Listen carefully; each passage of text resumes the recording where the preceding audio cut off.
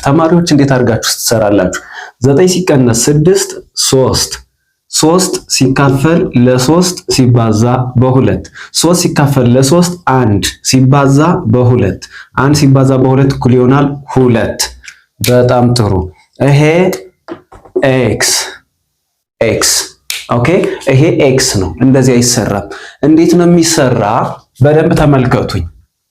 በደንብ ተመልከቱኝ፣ እሺ መጀመሪያ 9 ሲቀነስ 6 ሲካፈል ለ3 ሲባዛ በ2 ማካፈል እና ማባዛት ከመቀነስ ይቀድማሉ። ይሄን እንዳመጣጡ መስራት ትችላላችሁ። 9 ሲቀነስ 6 ሲካፈል ለ3 2 6 ሲካፈል ለ3 2 ሲባዛ በ2 እኩል ይሆናል።